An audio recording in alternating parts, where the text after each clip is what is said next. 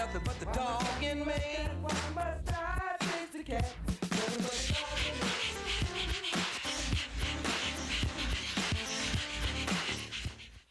Good evening and welcome to Pound Posse Presents, where we're being silly before the airtime here, and that's never a bad thing. You can move that, and sit down. It's okay. It's just my sweatshirt on the chair. I come in and spread myself all over the place, can't find my reading glasses, having a fit, throwing everything everywhere. So, nobody has any room for themselves in here, but, it is what it is, right, Speedo? There you go. There you go. Anyway, I want to start tonight by wishing a very happy birthday to one of our favorite people, right? Yep. You know who I'm talking about? She calls every week. She watches faithfully. Dawn Medina, who has been a fan of Speedo's show for years. And she's been watching my show since I came on the air.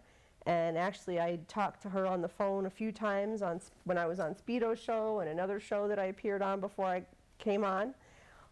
She's a wonderful woman. She's got a kind, beautiful heart. She calls Speedo's show and comments on my show.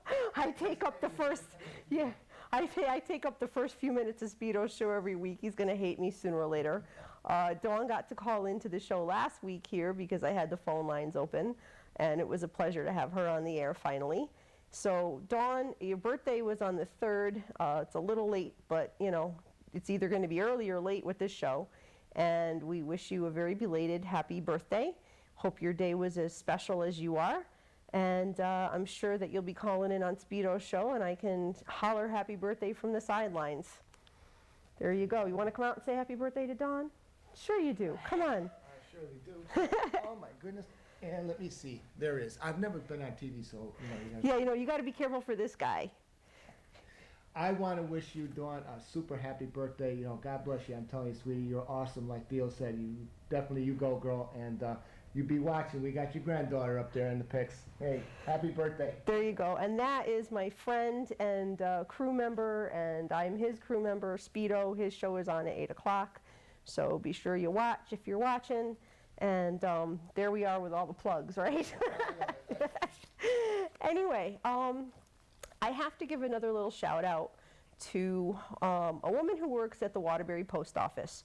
Her name is Sue. And she has put up with me to no end this week, and she's been an enormous help. When you call the post office with a problem, yes, it's their job to help you, but she was just really, really nice and kind and caring and concerned. And, in this day and age, to have someone do more than just their job, it's a beautiful thing. So the little backstory on that is, thanks to my friend Amanda Serrato, we had a little event online to benefit Hounds Healing Heroes, and she was a great partner in crime with that. But, I placed my order, and it seemed to have gotten, lost in space. It was scanned out of the dispatch from where I ordered it from, and it disappeared.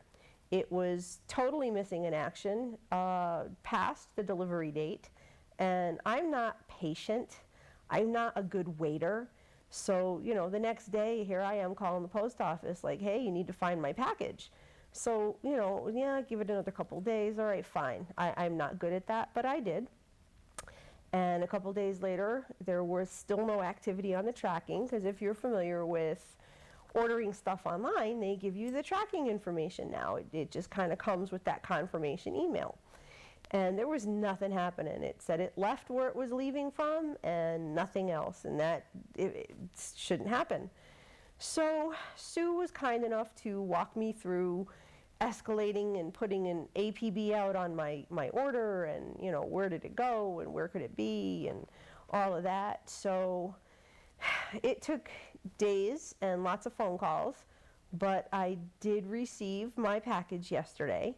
Of course, on a day when my regular mailman, who is a prince among men, was not working. So there was 3 people covering his shift, and nobody knew who was going to bring me my stuff, which, it's a comedy of errors sometimes. You can't win for losing.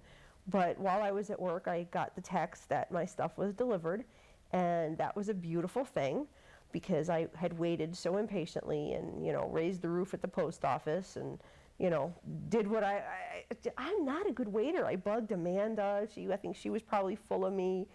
This woman at the post office had to be a saint too, but, you know, it is what it is. But Zach, if you would bring up the picture of my locket, this little event was, you know, building your jewelry. And you can see, pardon the reflection of my blingy phone case in that picture, but there you go. You get a locket and you pick your charms, and there you have peace, love, and dogs, and that's how I roll. So I am very, very pleased with that, and I will be wearing that forever and ever, long after I'm not doing the show anymore, whenever that happens. And there you go. I'm thrilled. So thank you to Amanda, thank you to Sue at the Waterbury Post Office. You know, kudos to Hounds Healing Heroes for doing all that they do. And if you watched the show a few weeks ago, they were on and you got a taste for what they're about. A great organization. And, you know, glad to have my stuff and glad to have, you know, contributed to their cause. And a special thanks to Sarah, who helped me out with the locket. Because I can't forget anybody here. So there you go. I will take the camera back, Zach, and you can see I've got my locket right here. And I'm so particular, you know, I don't like jewelry, right? You know, there's, you know, no part of me that has jewelry everywhere. So, you know, everything's got to be just right. And I'm actually very much in love with my locket. And that's enough of my drivel on that subject. I'm so good at it, though. Anyway, some good news. A couple weekends ago, we had Patty Riley on, and she was talking about a dog named Dice, who had never had a home. As of 16 weeks old, he was at the Meriden Humane Society. Never ever seen a home, never been inside a house, you know, don't know obviously where he came from at 16 weeks old, had to come from somewhere. But he lived, you know, a couple years of his life in a kennel, and, you know, he was starting to stress out and not doing well, and he was sent to John Gagnon's for evaluation and some training, and it was recommended that Dice not be returned to the kennel environment. So that posed a little bit of a you know, thought process in Patty's head, and if you remember, you know, she talked about having her older dogs at home and not thinking that, you know, it would be the right thing for Dice if she took him in, et cetera, and so on.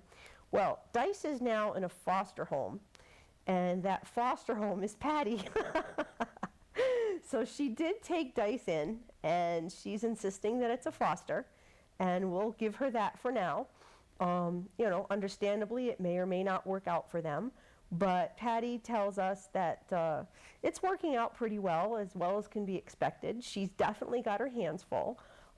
Anytime you bring a dog in that's had no structure, and especially a dog that's never been in a home before, that dog does not know what to do with himself. You know, he just doesn't know what carpeted floors are, what tile floors are, what, you know, furniture is, what a TV is, what the doorbell is, you know, going in and out, and house training. I mean, he's never had to be house trained even.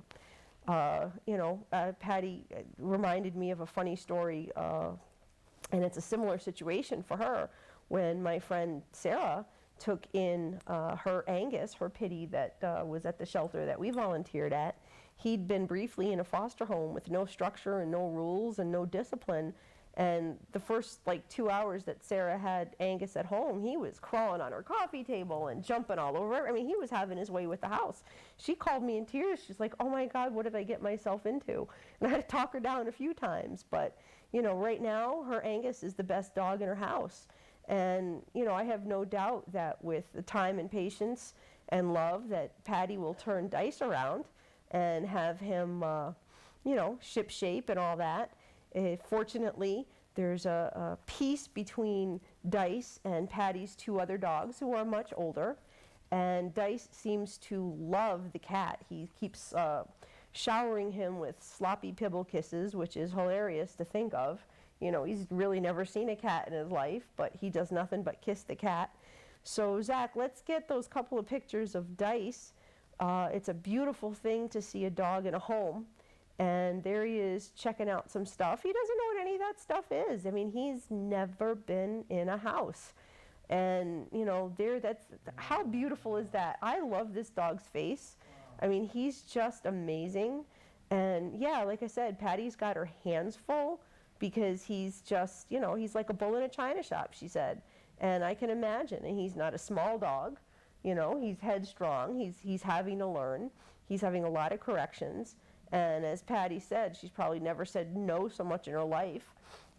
But, you know, she's in touch with John Gagnon, who is still, you know, giving her advice and telling her, you know, how to do what she's got to do to make it better.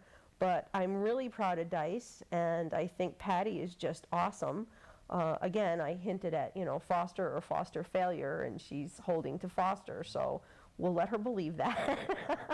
She may, you know, in all reality, she may be glad to see him go if she does find him a home, but, you know, he's definitely not ready, and if nothing else, out of the goodness of her heart, Patty will make him ready.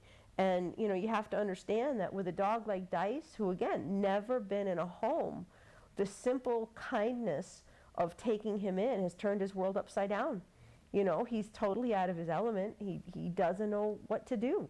So, you know, there you go. And I love the happy stories like that because, you know, there's nothing better than seeing a dog have a chance. You know what I'm saying? And I love his face. Yeah.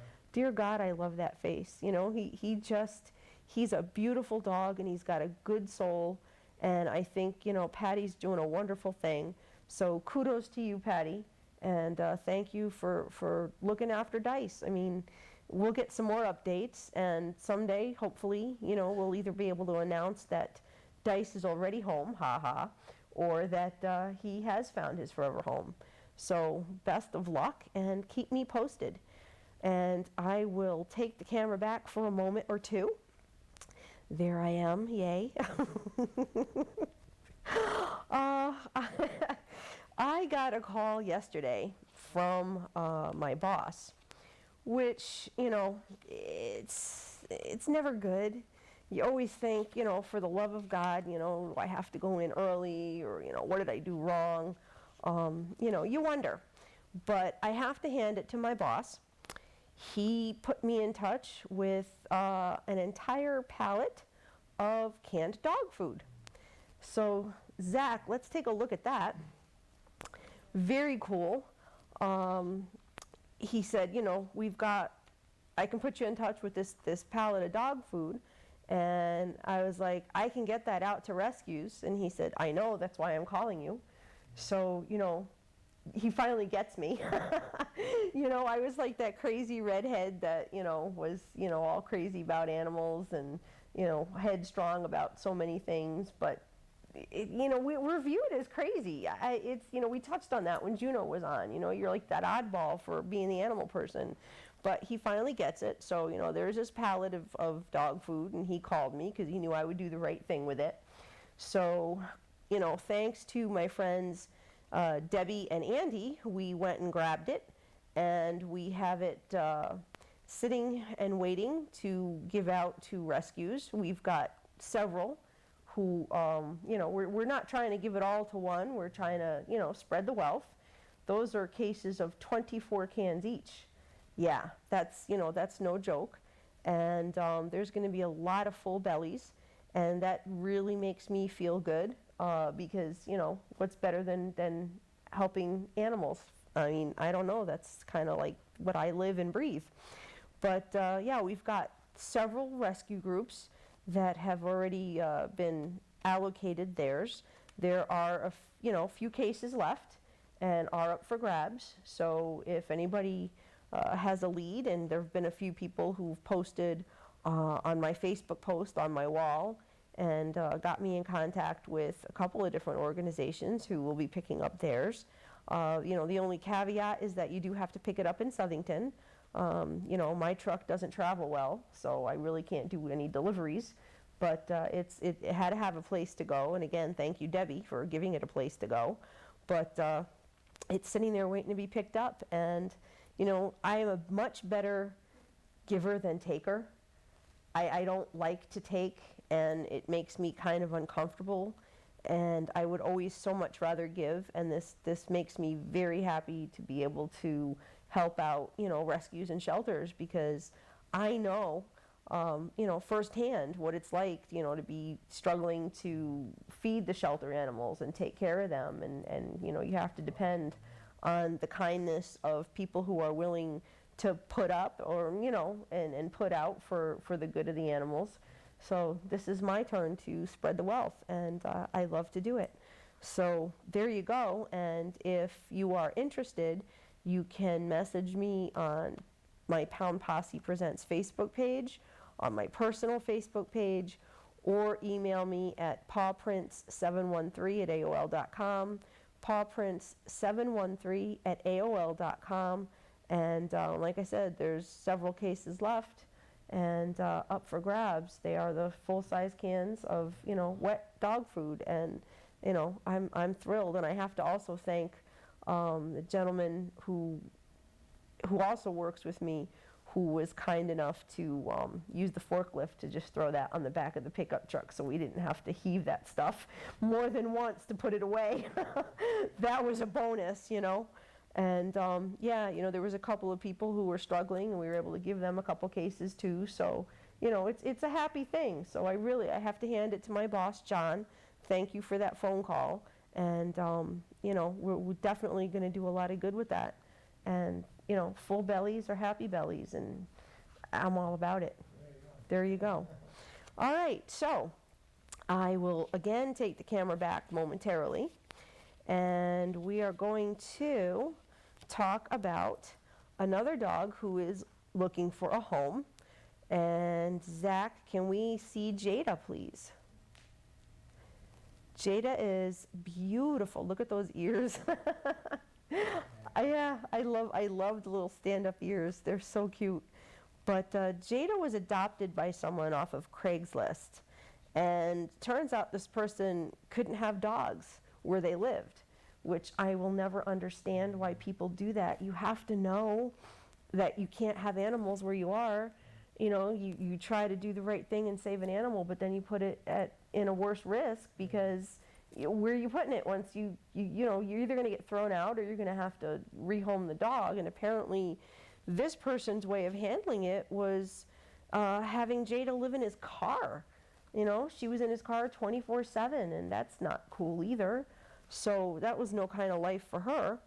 And apparently she was taken in by some caring people who brought her to the vet and had her checked out and tuned up, so to speak, and they have her boarded. And, that's not something that anybody can do forever. She needs to go somewhere before the boarding money runs out, because then what's going to happen? She's got no place to go. So she's kind of between a rock and a hard place. And, she's 5 years old. She's up to date on her vaccinations. She's spayed. She needs a little work with other dogs. She's not aggressive. She's just, not certain what to do with, those of her own kind. She must not have had, the exposure. She must have been, the only dog. Clearly she was the only dog living in the car, I hope. But, she's very people friendly. And, I would say at the very least, she would just need supervision with other dogs, proper introductions, which is something that I preach all the time, proper introductions. You don't just, throw animals together and be like, here, have at it, because that's a recipe for disaster. You have to take baby steps, and you have to set boundaries, and you have to give, each dog time not to have to deal with the other, because, it turns into overkill, and, that's where they get cranky with each other, and fights erupt, and, if you've got an existing dog that could be territorial, and you've got, the new dog who doesn't know the boundaries, and, it's a recipe for disaster. So in any case, at the very least, she's going to need, supervision being introduced to other dogs. And that's, that's not asking too much. That's pretty much, giving an animal what it deserves, is the right type of treatment and handling. But, before she has no place to go, we would certainly like to see her have some opportunities. And if anybody is interested in helping out, you can email Mary Bartozek, that's all, Mary Bartozek 40, which is all one word, Mary, BARTOSZEK 40 at gmail.com. That's Mary, BARTOSZEK 40 at gmail.com. And really, Jada is a beauty. I've seen her all over Facebook and posted to my wall and et cetera and so on. So let's see if we can't help her out. She's a beautiful girl, and I'm sure she's a great dog, and she deserves a chance, you know, much like Dice, much like all of the rest of them. You know, all they ask is, you know, for your love and to be cared for. And, you know, I'm sure she's very confused because, you know, she seems to have gone a little bit out of the frying pan and into the fire between, you know, being given away on Craigslist and then living in a car, and now she's in boarding. You know, I'm sure she just wants to be in a home and feel like she belongs and settled in. And she would probably make somebody a great pet. So by all means, give her a chance. If it's not your thing, if, you know, Jada is not the dog for you, then perhaps you can share her. She is posted on the Pound Posse Presents Facebook page, and you know, you can just pick it up and share it, and maybe the right person or persons will see it, and Jada will have her happily ever after before she's back in a bad position again. Alrighty, I will take the camera back, and here we are. And you know, it's almost Easter, and I do this. Zach with the ears. I love you, Zach. I saw that coming too, because when you brought the picture up, I could see the ears, but you can make them go away now. They look like devil horns. They really do. If I move just right, they look like devil horns, and I hear Zach laughing in there. I love you, Zach. Anyway, it's almost Easter, and you know, my usual spiel on Easter pets, they are not a good idea. People like to buy bunnies and, you know, think that, you know, they're giving their kids, ooh, the Easter rabbit, ooh, yeah, no, because it's not a good idea. You're going to have a lot of problems. You know, I read something on Facebook that said most animals given as gifts as Easter pets don't see their first birthday. Now you think about that. That's not cool.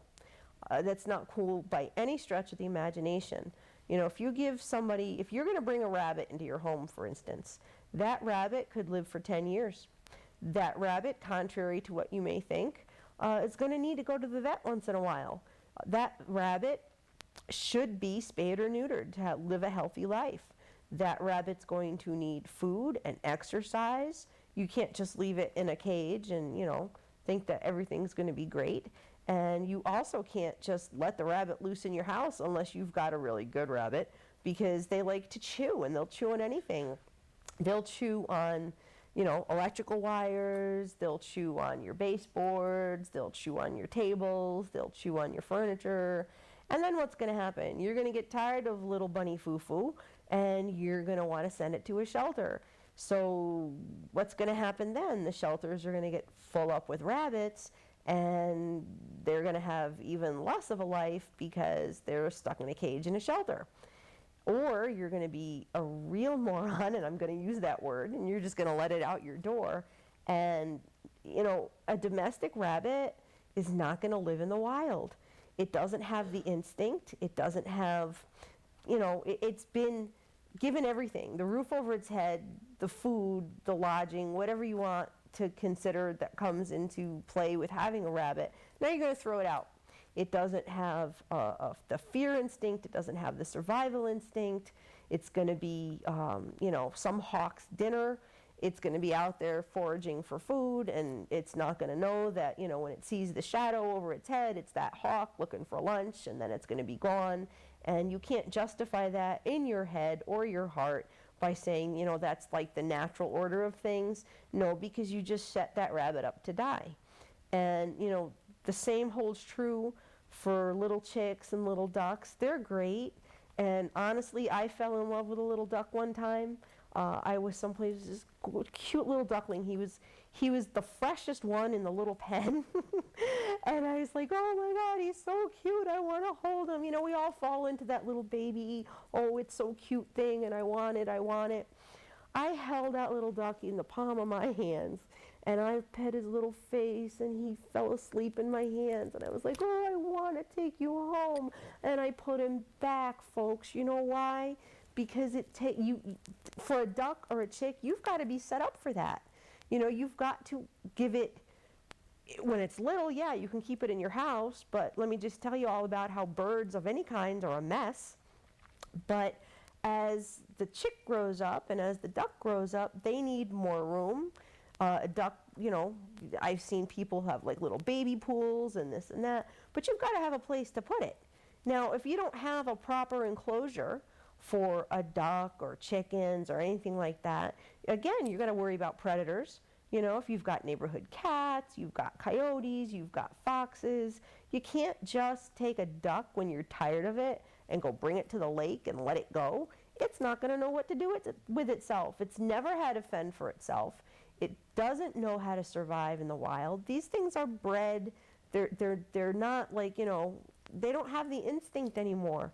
It's been fed and taken care of and housed. They have no idea what to do. Now, if you're gonna be insistent on bringing a duck or a chick into your house, there are sanctuaries and rescues and farms that may take that animal from you, but that's something that really needs to be arranged in advance. I looked it up when I was like in love with this little duck. Like, what do you do with it? You know, what do people do? It got me really like, got my wheels turning. You know, there are these little sanctuaries and places that will take them, but they state clearly that they, you know, you can't just go there like some of these people do with dogs and cats and just dump them off.